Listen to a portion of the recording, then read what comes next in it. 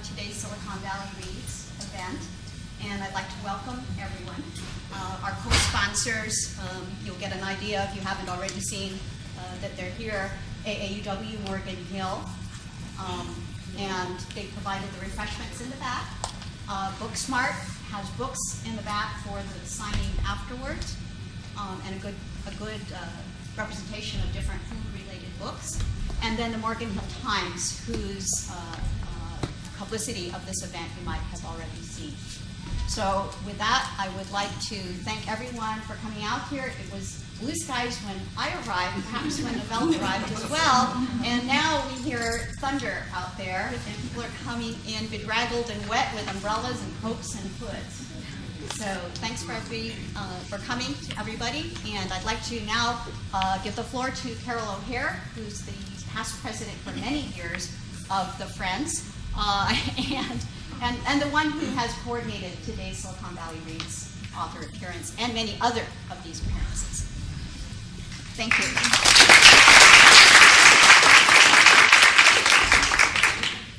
Thank you, Vicki. We are going to use the microphone so our speaker doesn't have to project her voice too far. It's great to see you all here. This is the 7th year of Silicon Valley Reads, and this is also the 7th year that Morgan Hill has hosted a Silicon Valley Reads event. So we're really pleased to have you all here. Vicki did tell you about our co-sponsors, and the AAUW has provided the refreshments, and I do want to make a note that all of these refreshments are Michael Pollan approved. There's not one bit of high fructose corn syrup. So please enjoy those. We do have information about our various sponsors up here at the front table if you are interested in learning about some of their upcoming events. Also, of course, the Santa Clara County Library System and the Morgan Hill Library are part of our event today. Now, as you're all aware, this year the Silicon Valley Reads selection is Michael Pollan's book, In Defense of Food, An Eater's Manifesto. His book challenges to relearn what is real food and what's actually healthy for us, and to moderate how much we eat, when we eat, and to make eating pleasurable again. But today we're very pleased to have with us Novella Carpenter, who is the author of Farm City, The Education of an Urban Farmer. For more than 10 years, she has developed her own approach to healthy eating and to eating locally. Not only does she grow her own vegetables, she's raised chicken, honeybees, Harold the turkey, rabbits, those enormous pigs you've read about, and more recently, goats. But she doesn't have a farm in the country, as you might think if you haven't read her book. But she resides in inner city Oakland, where she grows her vegetables on a vacant lot next door, and the animals live on her deck and in the backyard of her apartment building. Now, Novella comes by her farming instincts naturally. Her parents were back-to-the-earth hippies in the 70s, so she grew up in rural Idaho and Washington State. She attended the University of Washington in Seattle, where she majored in English and biology. And it was in Seattle that she first started farming, a few chickens and some honeybees. But in 2003, when she and Bill, her boyfriend, decided to move to somewhere different, they settled on Oakland because, as she says, Oakland is scruffy, loud, unkept. And so they felt like they could be right at home there. And it was in Oakland that the Ghost Town Farm really took off. And she's going to tell us about that tonight. In addition to being an urban farmer, Novella is a journalist. She studied under Michael Pollan for 2 years at Berkeley's Graduate School of Journalism. And she's written for Mother Jones, Salon, Food and Wine, and SF Gate.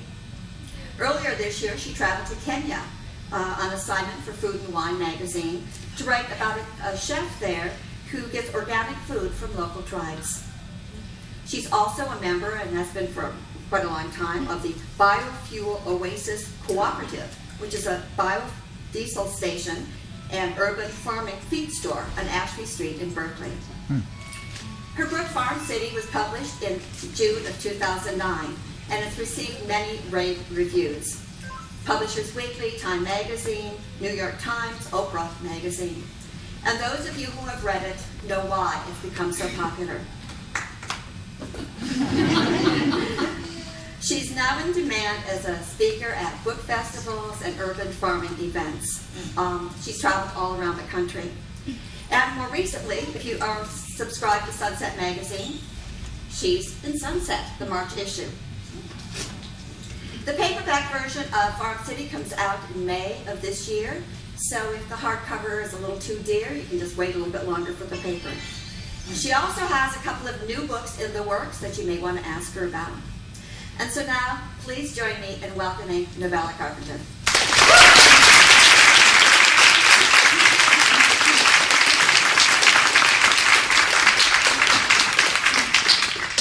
That has got to be the nicest intro ever. And yeah, I am feeling a little scruffy today, but that's just how it is. Funny story, when just because I want to talk about Michael Pollan a little bit, because he did bring me here after all, is when I started journalism school, I was actually doing in the middle of all my urban farming stuff, right? And I was like the weird girl that would like show up with like chicken poop on her shoes and stuff and go to class. And I remember one time I took a food writing class with him, and we were all talking about our food writing stories and what we were going to write about. And I had this epiphany, like all of a sudden I realized I could write about raising animals. I had never thought about it. I never thought about writing about being an urban farmer at all. And I remember kind of like cornering Michael, like kind of like catching him in a back room and being like, hey, I could write about this. And he's like, of course you can. That would be a great idea. And so that's how I started sort of writing about stuff that I was doing that I didn't think was, remarkable at all. I'm always surprised because I don't feel like anything I do is really that special. So when people are excited about it, I'm just kind of like, what are you talking about? People are like, can I come over to your house and see what's up? But I'm just like, why? Can I come over to your house? I mean, it doesn't really make sense. But now that time has passed, a little time has passed, then I have more perspective on the things that I've done, and I can kind of just look at things. Like, for instance, maybe we can dim the light so I can show the slides. Yeah, you read the book, right? Yeah. And so then I'm like, oh yeah, look how crazy I am. I have flip-flops on, first of all. And I'm like prancing around with the pigs, and like, look how huge they are. They're really scary. And then just to set the scene of this, the pigs are actually, they're in our backyard, and so behind me is actually the auto yard where Maud flew to her death.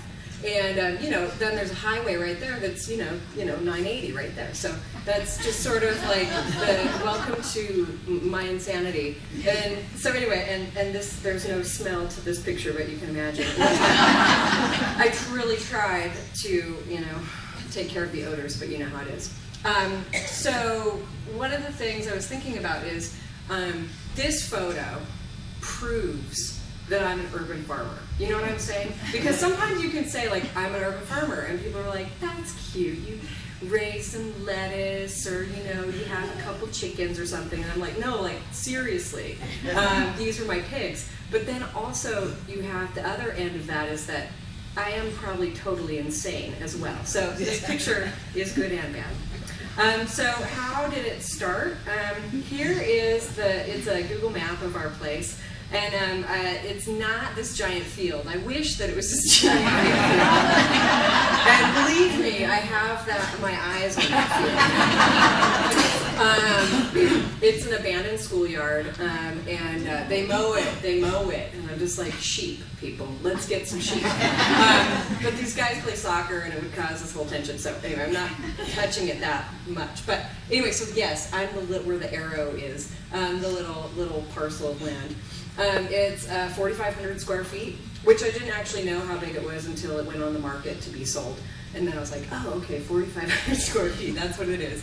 And then it's my house and my backyard as well. So the lot is, as you know if you read the book, it's what I call a squat lot. I started squatting there 7 years ago now. My boyfriend and I moved into the apartment right next to this lot with all these weeds. And we were like, wow, we can really do some major urban farming on that. So this is what it looked like before. This is actually Lana, anal spelled backwards. Sorry, that's it's a really bad picture. It's like a scan of a, it's like before, because when we started it was before digital cameras really or something. And so anyway, it's just a scan of a regular photo. This is actually interesting. It's a biodiesel processing area. I didn't really talk about it in the book, but we were making biodiesel in the lot as well. And actually when Jack Chan came to sort of like say, put the kibosh on the things that I was building, that was one of the things. He was like, that's gotta go. And my friends who would come over to visit were always like, it's like Panama here. There's like this biodiesel shed, and there's like chickens running around in the living room. And there's nothing wrong with Panama, but So basically this was what the lot looked like. It was just really dry because we moved in the very beginning of summer. And there were tons of weeds, so there's like a pile of weeds over there. So we're taking care of those. That's the abandoned building, the brick thing over there. And this is us just getting started. So this is what it looks like kind of now. I hardly ever take pictures of the farm because I just don't get around to it. But note the police officers, and that's why I love this picture. I can't remember if there was a bust, what kind of bust was going on there, but this is pretty regular. That this is you'll be having this beautiful garden, then you look over and then you're like, oh my God, everyone get down. And you'll see that there's, we've done mostly raised beds, and those are all just found materials, so it looks pretty jankety, as we say. That's just part of how it has to be in terms of making it feasible in terms of finances. Okay, so how did the spiral toward madness begin? How did I go from a normal person to that lady with the pigs? I kind of blame it on bees. I like to call them the urban farming gateway animal. And so watch out, you guys, trying to get bees. Careful, you're going to be out there with pigs soon. But bees are really beautiful, and they're really easy to take care of. They have been having problems lately with the die-offs and all that stuff, but to me that's a better reason for even more of us to be keeping bees, just to sort of hedge our bets. I first started keeping bees in Seattle, and it was part of this, I was a lot younger then. It was kind of this romantic thing, and it was just like a beautiful, and it still is a beautiful thing. But this idea of having these 20,000 really, insects that could sting you, and they're just in your garden, and then you're collecting honey from them, and it's they're making the fruit in your garden better, and all these things. So it is a beautiful relationship with bees, and I find that in some ways bees are never they haven't really been technically domesticated in the way other animals have. And so they're kind of still wild. There's still wildness to them, like when they swarm or anything. Anyway, they have their own sort of logic that I find really beautiful. And you can go on vacation with bees, you can just drive away and they're just like, see ya, we don't care. But even today when I left to come here to give my talk, my goat, BB, is on the back stairs yelling. She's so mad at me. But she's also in heat, so. Anyway, but low impact is what I'm saying. So that's why it becomes one of those things you want to do, beekeeping, and then you start maybe ordering something in the mail. So this is actually, it's funny because we just started selling chicks at the Biofuel Oasis, the biodiesel station where I work, because we're doing urban farm supplies now. Well, we do classes and that kind of thing. And we just got this same box in the mail, which is so fun. But this one's a little different. This is actually, I can't remember, they always have funny names the Homesteader's Delight or whatever. This one isn't that, because it's 2 geese, 3 turkeys, 5 ducks, and 10 chickens or something like that. So that's this package. But it's amazing. They come in the mail, day old. They're just alive. They're just, there they are in that box. And then you realize, oh my God, what have I done? So then you have to take care of them. But they're so cute. These are the ducks and the geese. I'll never raise geese again, though, I'll tell you that, because they're so loud. Then you start raising, they grow up, your chicks grow up, you have this amazing experience having this brooder in your house, and it's so cool, and then you start, getting eggs from them, and then, you're pretty impressed with that. This is actually, this is just an idea for people who are kind of like, well, I can't really relate to you because I live in an apartment and I can't have chickens, or my neighbors are crazy and I can't have chickens, or whatever it is. This is my friend Patrick, and he farms in Portland, and he has a house where he can't have animals at all. And so he put together an egg collective. And so they found a piece of land where someone agreed, oh yeah, you can keep 20 chickens on my property. And then so they collectively own these chickens with 10 other people. And so everybody, splits up their duties and cleaning, and they made this beautiful chicken tractor. And so anyway, I'm just saying that chickens are great, and you can really, don't be afraid to think outside of the box. Not everybody has to have chickens in their backyard, for instance. You can work together. So then the turkeys grew up to look like this. These are actually, I didn't have any pictures of Harold and Maude. I think I have, black and white prints of them. But these are this is actually Edith and Archie. I kind of like that. But anyway, so she's a red bourbon, and he's a royal palm. So that's actually what Maude looked like, that black and white one with the checks. Really, really beautiful. The red bourbon was a really wonderful, smart bird, but really kind of a small hen. And this brings up the issues of heritage. The turkey, as Americans, it's one of those things that we can really embrace as our animal. It's really part of our culinary tradition. And so I found that they were good for me. They were also very gregarious, and you can see that they're here out in the garden. And they would, not because I invited them out into the garden, but just because they would come out to the garden. They'd fly over, and then this is, you can see MLK. It's just a step just to walk out and just walk down the street, and that's what they would do. And so they really had some relationships with other people in the neighborhood that I didn't know about oftentimes. And it really, what's interesting about raising turkeys, especially a gregarious animal like a turkey, is that it brings people together. So people can come over and talk about the turkeys. It's kind of like having a cute, purse dog or something. It's like everybody wants to kind of weigh in on it. Except, most of the time with the turkey, you're like, when are you going to eat it? So it's like the edible pet idea. And it's one of those things, too, that for me it was really important to make this connection to a turkey and to raise a meat bird.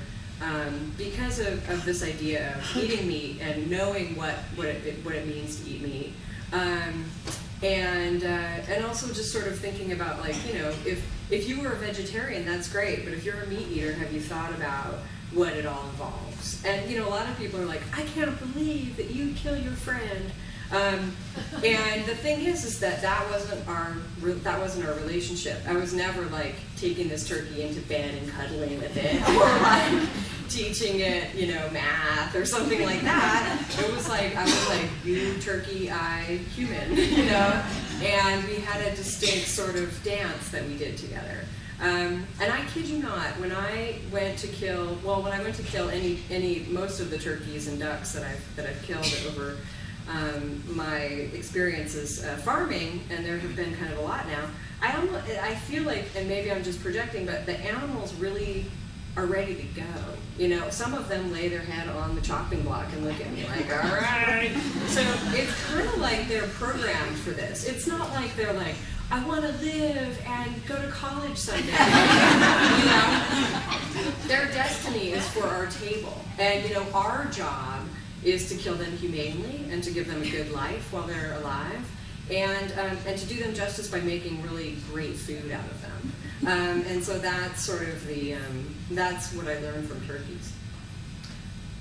So rabbits. I know, they're so cute. And how can what the heck? I have 2 rabbits sleeping in my room right now because they got injured. Anyway, so yeah, how can I do that?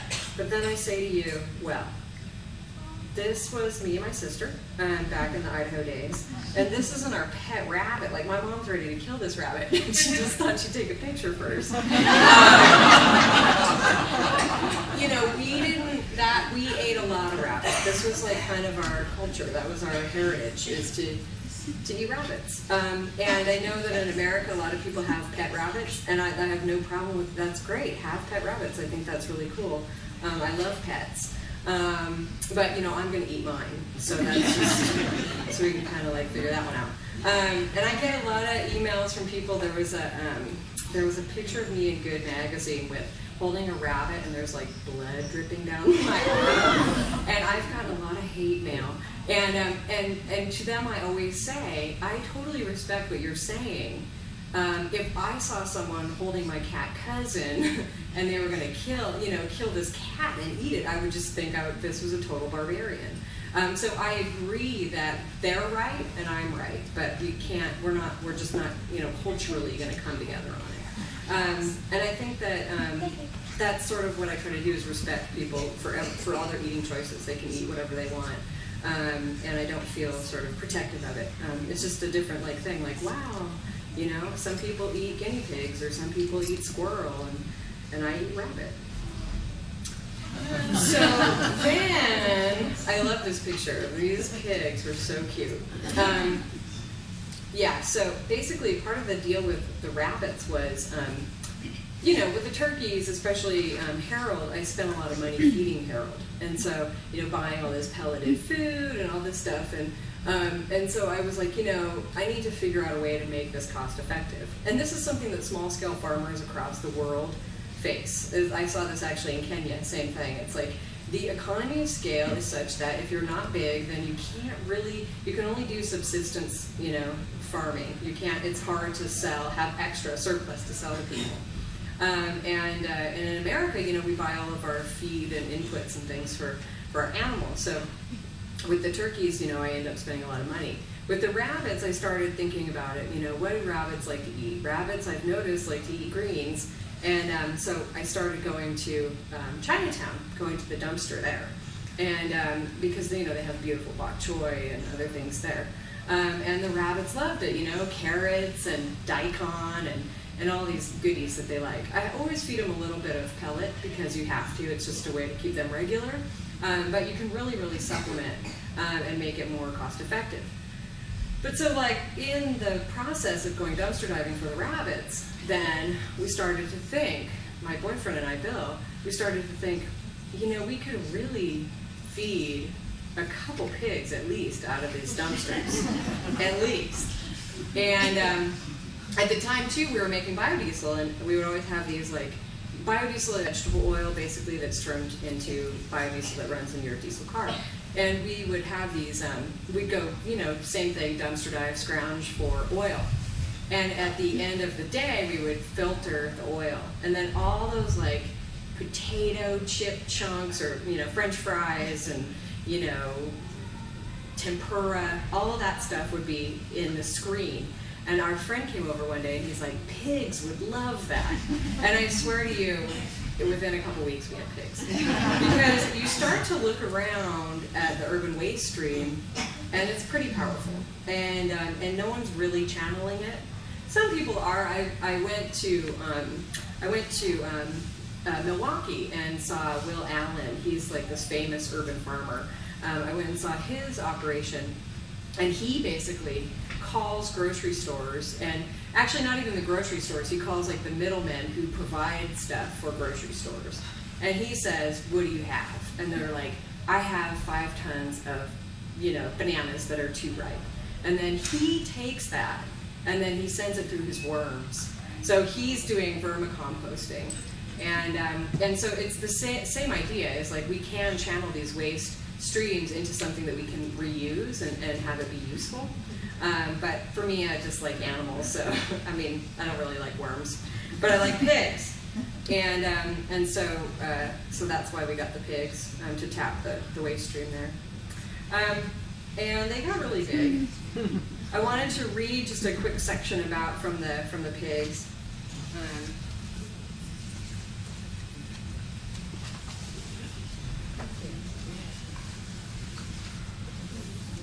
So this is right when we got back from buying them at the auction.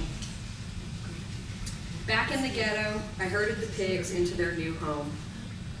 It was just getting dark, the air felt heavy, but it wasn't raining. That morning, in anticipation of the piglets, I had enhanced the chicken area with a bucket filled with water and a feeding trough made from the same metal wash tub I had once used to dip and pluck Harold. I had also tipped a barrel sideways with the idea that they would sleep in it. The chickens had walked into the barrel and pecked at the metal trough. They seemed confused. Safely behind the closed gate of the yard, the pigs seemed mildly curious, but far from geniuses stomping out Morse code with their cloven feet, thank God. They ran around kicking up sawdust as they had in the ring a few hours ago. The pigs were both red Durocs. Durocs, sometimes called Jersey Reds, are known for quality fat production. These pigs had, even at their young age, the classic arched backs that one often sees in profile on meat company labels. They had curly tails, but it was not a tight curl, and I noticed later that they wagged them when they were happy with a certain food item, or the sun was shining just right, and where I was scratching their backs with a stick. The tails then did convey emotion. As they checked out their surroundings, they made quiet grunting sounds. I wondered if the city noises, a police helicopter circling the hood, someone yelling at the junkyard dogs next door, would be a shock to their system. They had, after all, lived in deep country, all trees and pastures. But if they were disturbed by the city's smells and sounds, they made no sign of it. Pigs, I was glad to see, are not very sensitive. Bill and I looked at the pigs newly installed in their pen as they nosed around. Then they stood in front of the gate and smiled up at us expectantly. We read their minds. Where's the pig chow? On cue, we jumped in the car and raced over to Chinatown. That night, for the first time ever, Bill and I threw open the dumpsters with our hearts and minds. Will they eat, we wondered, these soggy pieces of Chinese donut? I discovered yes. These chunks of leftover duck from the restaurant window in which everything exudes a steady flow of oil, including this duck head? Yes. Wontons and dumplings covered with, somehow, frosting? Yes. Bill and I anxiously unloaded our 2 buckets of slop from the car. We had never collected such a disgusting assortment of salty and sweet, meat and vegetable. The pigs, I had heard, were omnivores, and so we were respecting that. Then we walked through the gate into the backyard. We were greeted by 2 grunts, one deep and demanding, the other soft, questioning. I hefted a bucket full of Chinatown into the metal wash tub. The pigs began feeding before the second bucket was empty, so I ended up pouring a load of grapes and wontons over their heads and watched it bounce off their shoulders and land on the straw-strewn ground. Their focus was amazing. While they ate, the pigs let out little soft sighs of approval. Their lip smacking was audible. At times, they would stop chewing and simply suck up the juices from the trough through their nostrils. They were the best dinner guests ever. The pigs stopped eating for a moment and gazed up at us. Their mouths moved continuously. Their chins were smeared with frosting and grease. Now that I thought of it, these pigs had probably never had food like this before. They had probably only had their mother's milk, a few handfuls of pig chow, and maybe a rotten apple. Now they were eating Chinese, like good urban pigs. So that was the reality. And that was so fun at first, you know, that discovery, that like, oh my God, this is going to work. And then I started reading books about pig nutrition. And what I realized was that they needed a lot of protein. That's like the first thing, you know, when you're raising piglets, is they need a big protein burst, you know, because they're growing really fast. It's like that with chicks as well, and turkeys. So instead of buying pig chow, oh hell no, I wasn't going to do that. We started dumpster diving in Chinatown for meat, for fish guts in particular, because I read about these Norwegian farmers who kept their pigs by feeding them fish guts. And so Bill and I really hit bottom one night, and you'll read about it in the book, but we were getting a lot of fish guts, and it was just like one of those sights that anybody who saw us dumpster diving fish guts were really curious about what was going on. And it's not in the book, but we also found this Korean market that had these meat scraps, and we were collecting those too. And one night, this guy, while we were doing that, he was like really, really drunk. And he was from Oakland, of course, and he was watching us, and he was in his car, and he and his friends were smoking a joint in the car, and then he got out of the car and was like, "What are you guys doing?" He's like, "Come upstairs, I'm gonna cook you some food." This is so passionate up. And he was like, just like this young black guy, he was like probably like 22 or something, and he's like, "Dudes," and we're like, "Oh, no, we have pigs." And then he's like, "Oh." I'm curious about that. So that happened to us repeatedly, all the time. And then we did get caught in one dumpster that was kind of fun. And so I'll just read this part. I'll just read this part about the pigs. The next morning, I upended 2 containers of veggies and fish guts, wontons and fruit into their trough. After a few weeks of fish guts, the pigs didn't seem as excited about the protein slop. Within moments, though, they licked up the last bit and gazed up at me, wanting more. "Boof, boof," Big Guy called out. He stood his ground, his red shoulders curving into a perfect half circle, his floppy ears almost shrouding his eyes. The pigs were growing at a monstrously fast rate. Little Girl, always more polite, nuzzled the chain-link dog gate that kept them contained in our backyard. I touched her nose. It was slimy, but somehow muscular. She gave me a little love nibble. Not only did they want more food, they wanted better food. And I noticed they preferred cooked over raw. Lately, if they didn't like something, they would leave it in the trough to rot in the sun. We were going to have to upgrade. Driven by the pigs' desires, that evening Bill and I decided to journey with our station wagon, aka the slop bucket, into a new frontier, the Tony part of Oakland, where high-end restaurants were springing up like mushrooms. We cruised past the Nouveau Mexi place, the wood-fired pizza joint. The sidewalks were lit up at night, so different from the dim streets of MLK. We cruised past Restaurant Row and slipped through the gate in the back, where all the restaurants shared their dumpsters. We left the car running and scurried like rats into the yawning maw of waste. "What the hell," Bill said, lofting an entire clear garbage bag filled with still warm Spanish rice. Bill gently laid the bag in the back of our car. I took the plunge and fished out an entire pizza, only slightly burned. In 5 minutes, we had found a squashed key lime pie, a bag of still warm beans, and a container of old romaine lettuce. Even though it was approaching midnight, we felt like Vegas gamblers on a winning streak, and we weren't going to quit while we were ahead. We continued on, driving to the bread-filled dumpsters of life. They were filled to the brim as usual. A few gutter punks sifted through the dumpsters. One had climbed in. They saw us and started to scatter. "We come in peace," I said when we got out of the car. We wandered over to the bin. In order to dissuade dumpster divers, the bakery had been locking up the lids with padlocks. I had figured out that the combination for the locks was the street number of the bakery. But the other scoundrels and punks, when they found the locks, promptly cut them. The following night, new locks would appear. These were then broken. Someone scrawled the obvious on the back of the dumpster in the silver pin: "This is war." It looked like the bakery had finally surrendered. The locks were gone now. "Looking for something special?" I asked the kid with the mohawk and a nose piercing. "Cinnamon twist," he mumbled, tossing whole baguettes and bags of dinner rolls out of the way.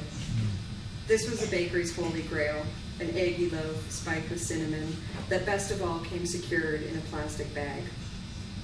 I grabbed whatever loaves were closest. I dropped a few on the dusty pavement, then picked them up and threw them into the car. I looked back at the punks who, watching me, seemed a little repulsed, not knowing they were for the pigs. I waved as Bill snagged a few stale baguettes for the rabbits, and we were on our way. Though it was late, I wanted to try one more spot. I'd heard through the grapevine that it's a fancy Italian place on 4th Street. About a fancy place in 4th Street.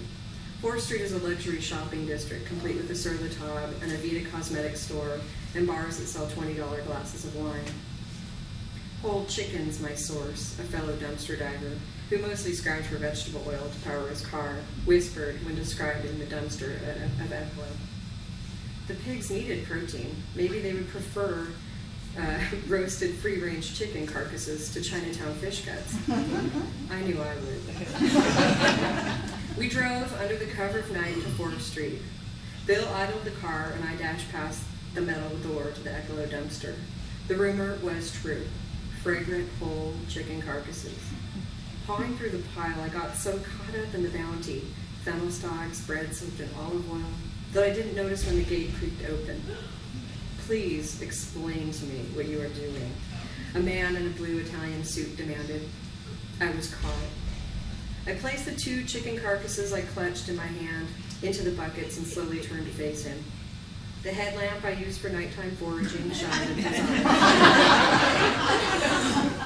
He raised an arm to ward off the beam, squinting angrily. I fumbled with the headlamp to turn it off. Well, I said, assessing the situation. I could lie, saying that I was a mother of 5 struggling to make ends meet. Then I decided the truth was better. I have 2 pigs near downtown Oakland, I panted, and they're really hungry. Compliments get you everywhere, I knew that. And this is the best dumpster in Berkeley. The man smirked. I could smell his very subtle cologne. I didn't want to think about what I smelled like. It's a believable story, he congratulated me, brushing his hands together. Proceed. I turned my light back on and went back to foraging. You know what the manager guy said before shutting the gate? You should really talk to Chris. Who's Chris? I asked, throwing some carrots into the bucket. The owner and chef, the man said, and walked away. Why is that? He might take an interest in your pigs, he said mysteriously. He sauntered back into the restaurant to help sell more $35 pork chops. Buckets overwhelmingly full, Bill and I drove away. The ecolo smells wafted around the car. I suddenly felt very hungry. What'd that guy say? I should talk to some guy named Chris. The beans, the chicken, the bread. That was one fine meal for the pigs, and then some, because they got enough food to feed them for 2 whole days. If we could stockpile like that more often, we wouldn't have to go dumpster diving every night. The rabbits and chickens had never been this demanding. We had ventured out only twice a week for them. The pigs were another story. I did the math. Assuming 2 meals per day, only about 260 meals left to find.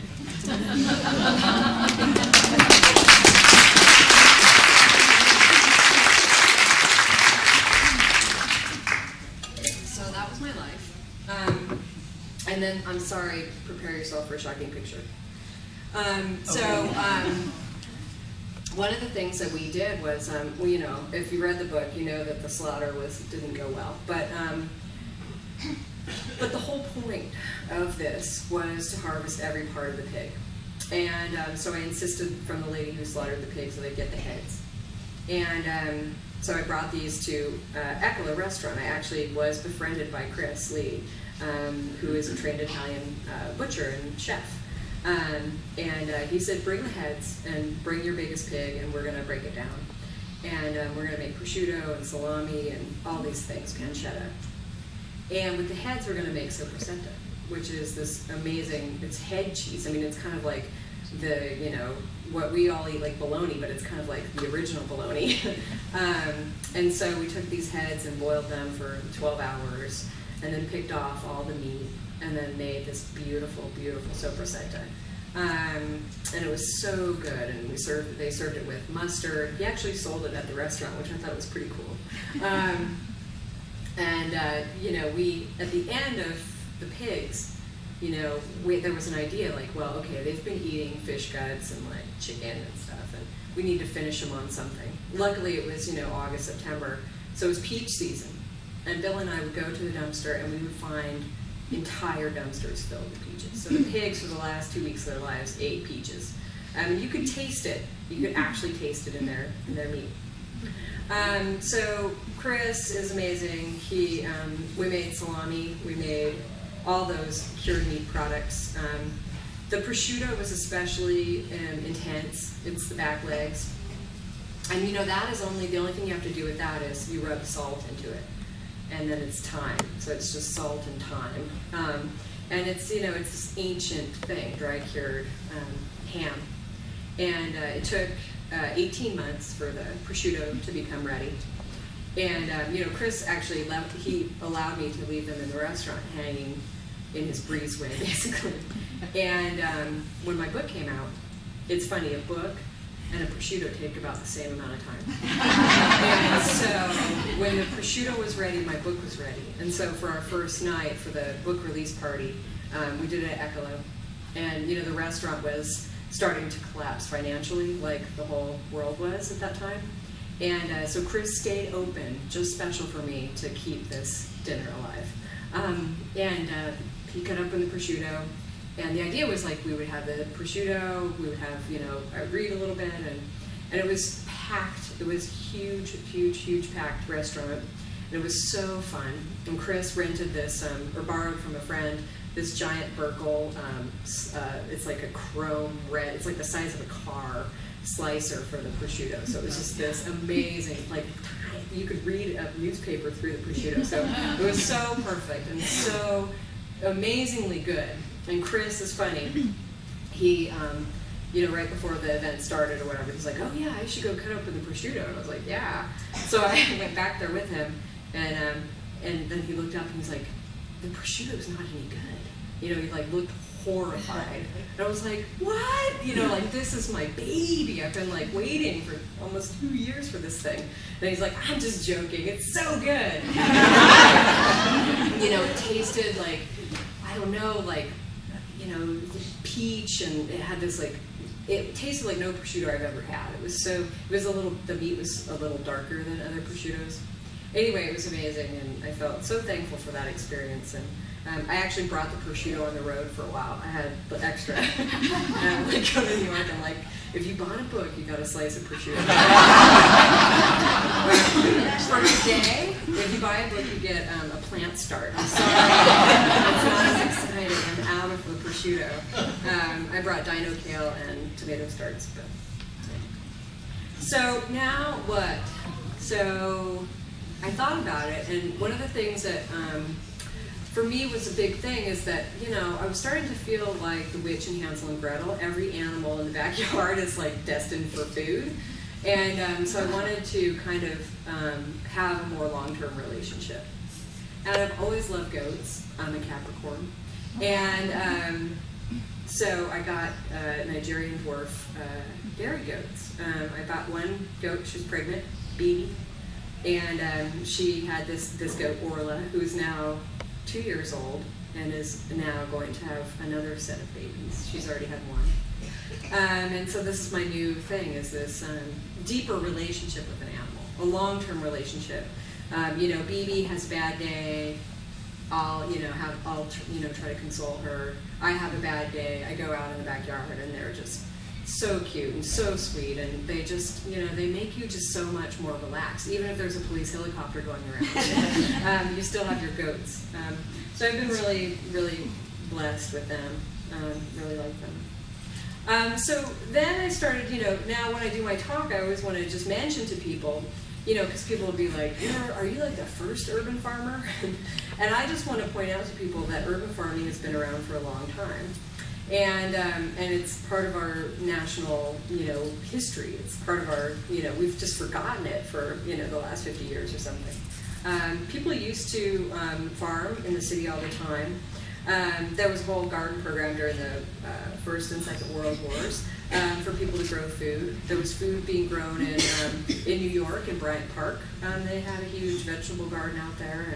And so all I'm saying is, like, it's not that new of a thing. This is another interesting book, The Integral Urban House. This is from the 70s. There were these people in Berkeley, and they had they had my house. So they were raising chickens and bees. They actually had a tilapia or trout farm or something as well, aquaponics. And so these ideas have been with us for a long time, and we've just forgotten about them. The Integral Urban House is really, it's actually a book, and it's so good. You can find it on eBay and places like that. Also, I interacted with some of the Black Panthers, former Black Panthers. That's Melvin Dixon down there holding the biscuits there. He basically befriended me. He was like my Chris Lee of more like food justice. And he pointed out that the Black Panthers had programs where they would feed kids, and they had gardens and all those things. So, it's like we always look at what's happening now, and, what we forget is the past. And so this is definitely still happening. This is a literacy program where I would provide lettuce for the kids there.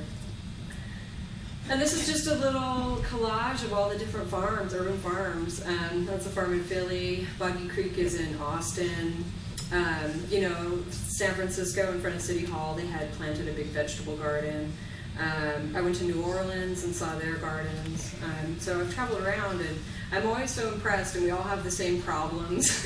We all have like raccoons that are eating our chickens, or our bees are dying off, but those are the problems of farmers, and these are the things we just keep doing it because we love it, and because there's nothing better than growing our own food. It just feels really, really good. So I invite you guys to do the same, grab some starts, and I think I'm going to end there. Thank you.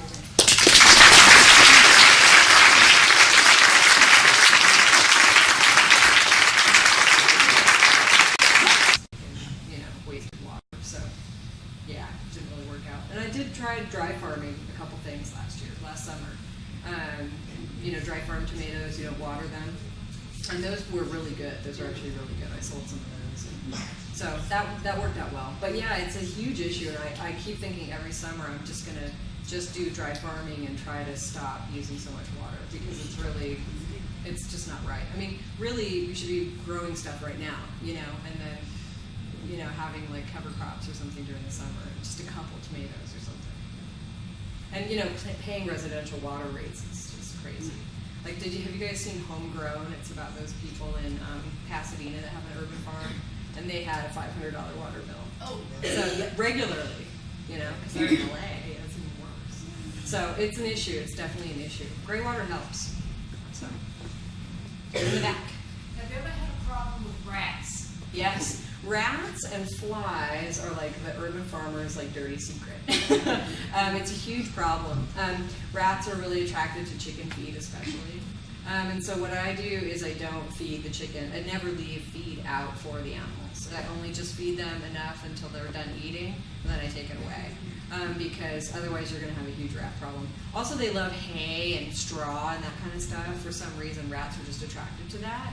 And so that'll happen too. So I'm really trying to think of a good way to deal with rats. I found a good way to deal with flies are these predatory flies that you can buy that are awesome. Totally wipes out the fly population. But the rats, I'm like, what? A rat terrier, a falcon?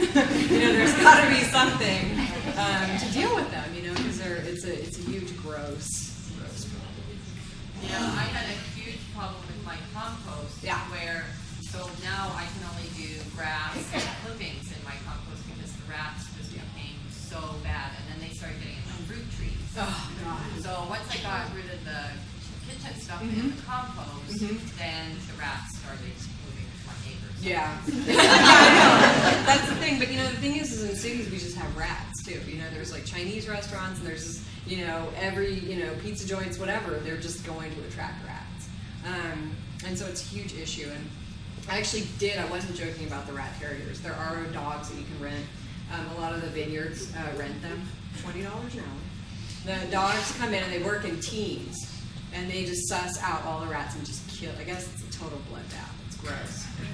But they'll kill all the rats. And then, the rats, I have a feeling that all the predators have kind of like a little system where they tell each other, don't go back there.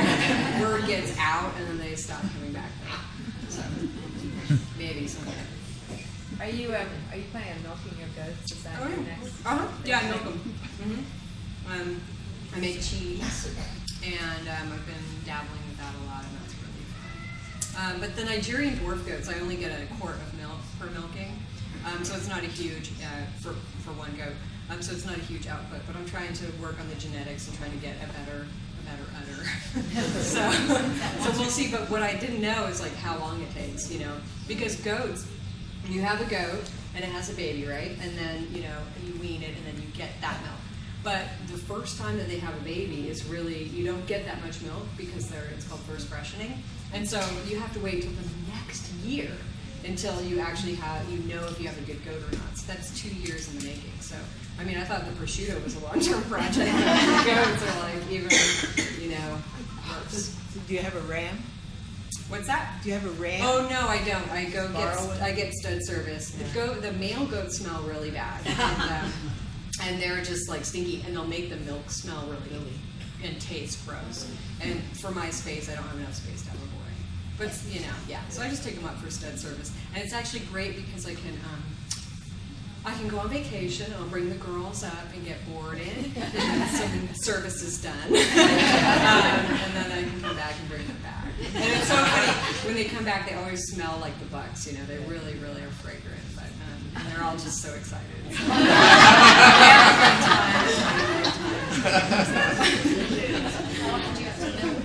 I milk once a day.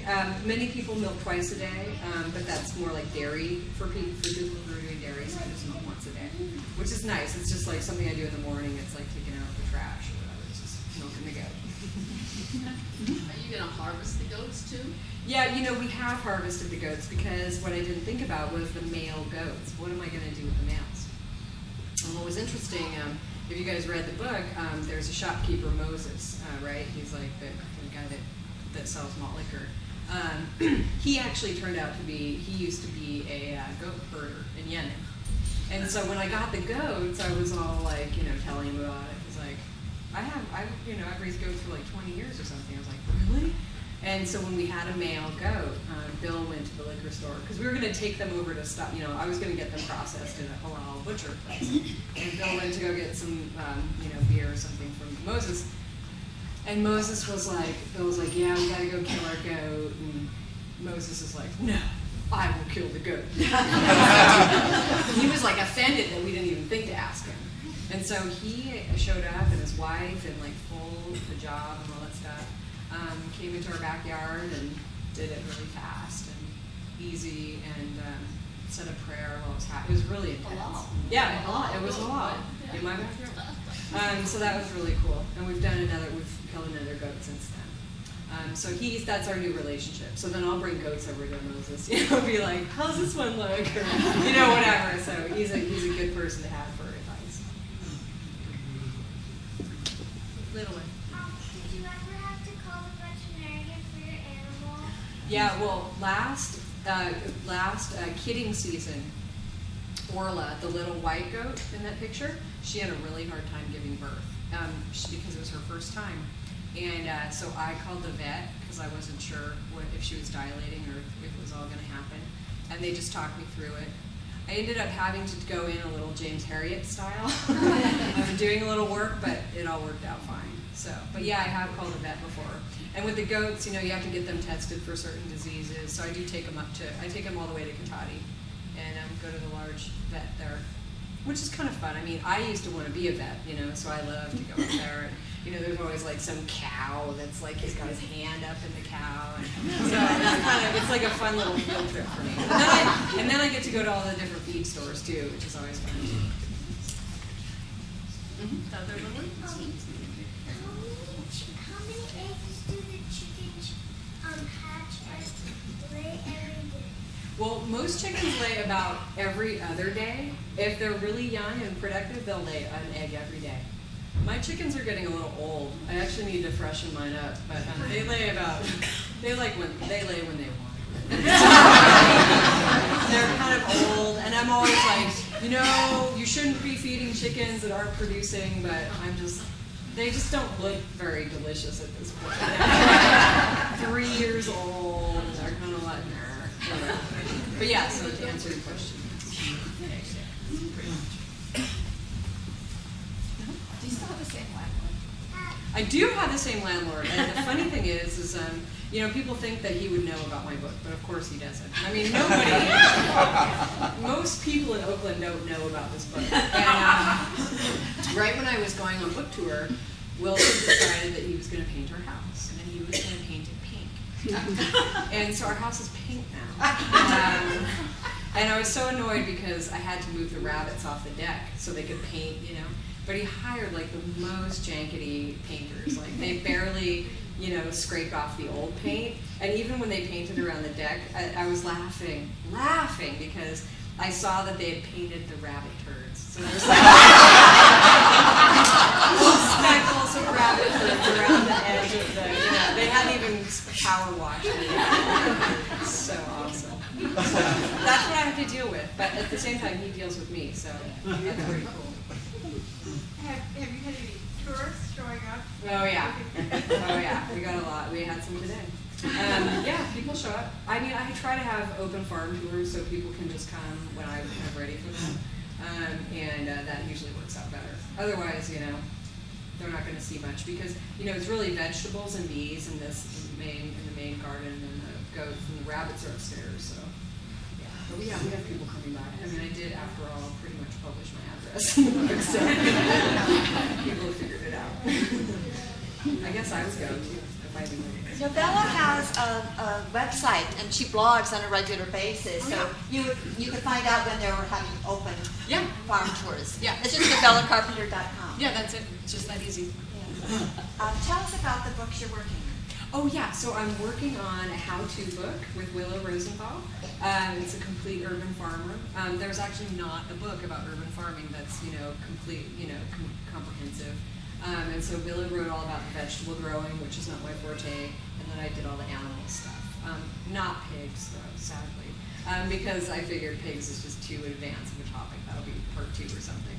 And then I'm working on another memoir about, this time about my father, and primitive skills and wild things. So we'll see.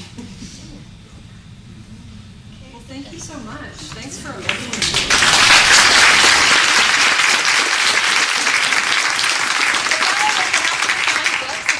Have your copy, or if you need to buy them, Sam back there from Booksmart has copies.